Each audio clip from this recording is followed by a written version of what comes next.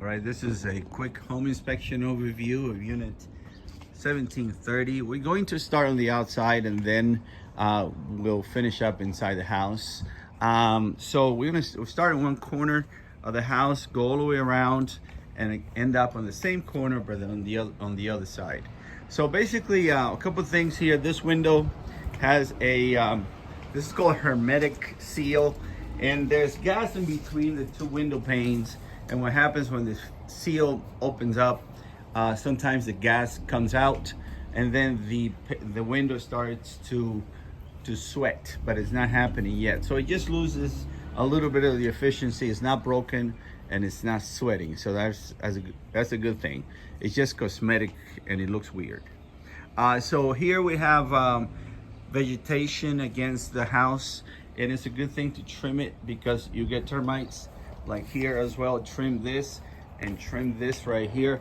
There's currently no termites, so the company that I used is called Action Termites. So they'll give you 1 year warranty that if you find termites, they'll treat it for free.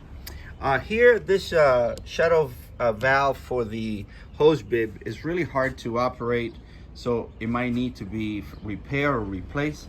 Sometimes lubrication like WD-40 would loosen it up, and then you could very slowly open it and make it work. The same thing with this vacuum breaker here. That is really frozen and it cannot be basically moved. You will need this to shut off the irrigation system. The irrigation system, I turned it on manual just to let you know irrigation is not part of the inspection, but we put it on to test it, and I put it on manual and it was working in the front and in the back. There were no leaks. All right, as we walk over here in these pavers, some of them are raised, some of them are moving, and what happens is they'll become a little bit of a trip hazard.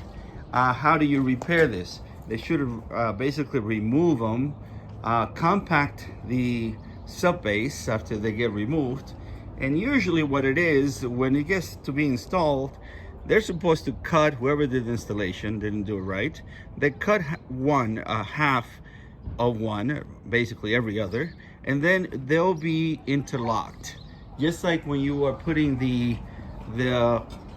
concrete blocks, something like this. Let me open this gate so I can show you. Of course, the gate's giving me a hard time. So yeah, so this, just like you interlock, the way you interlock concrete blocks is the same way that you interlock pavers, but since they're the same size, people don't know that they're supposed to cut and interlock them, so they stay in place. And then after you interlock them, you put some sand in between. All right, so going back here, the gate that I just came through would need to be adjusted a little bit here. So it's kind of hard to come in and probably try to do that, but it looks like it's to the last point that cannot be adjusted anymore. Window screens, not part of the inspection again, but I look at it. You got some of them that are missing and some of them that are damaged.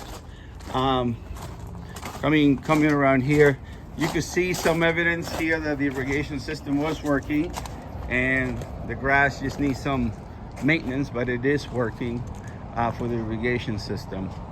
Okay, going around, I'll show you some of the this column right here, and some of these concrete blocks are loose, so they would need to be repaired. You could repair by putting in some epoxy in between here, or loose concrete mix. This fence right here is just to keep the area blocked off, probably for dogs or something else, but the gate is really hard to operate, and it's also loose over here like this. So if you're keeping the gate, this needs to be repaired. Again, more window screens that are damaged, we need to be repaired. Now the AC unit, it's 2017, so it's in really good shape, and it gave me really cold temperature, about 51 degrees supply and about 67 on the return. So when the differential is between 12 and 20, it's in good shape. So it's differential, one minus the other, right now is 17 degrees, so that's pretty good. The only thing is that the breaker, the minimum breaker, is supposed to be 35 amps, and the breaker box has it at 50. So what happens with that? What happens is it needs to be protected. It's like the fuse in your car. If it calls for a 30, for a 10, you do not put a 30. It's just to protect the equipment. Okay, so let's come inside. That's pretty much on the outside. Before I get in, I tell you about the roof. I removed a couple of the tiles. Look at the underlayment. So that's in good shape. There's one broken tile, and some of the concrete packs where the tiles come together are cracked and need to be repaired. All right, so I'm gonna start it. I started in one corner of the house. I go all the way around, and as I go, I'll test the outlets, and all the outlets are operational, the GFCIs, and all the outlets are working, so there's not a problem with that. So I'm gonna take you to the places that need to be repaired, not the places that are okay, otherwise defeats the purpose. So we start in the garage, and then we go from there. All right, garage door opener works, no problem. It might need a little bit of lubrication, but it's not that bad. We have some here in the ceiling. This is pretty typical. You have seam crack. It's not a structural problem. It's just that the compound and the tape, because of humidity, they crack. Hot water heater, and gave me really good temperature. 126. They recommend 125, so it's like splitting hair. So a little bit on the high side, but it could be controlled right here. It needs a drip pan. It's just to protect the pedestal on the drywall if something happens. This door right here, this door to the house has to be self-closing, and it is not self-closing because this hinge right here has to be replaced or adjusted. So, okay, now your washer and dryer, we check for power, and we check for making sure that you have water supply. The water supply is here, but you can see a little bit of corrosion on one of the water supply valves. So that could be either replaced or repaired. So this has a 3-prong connection.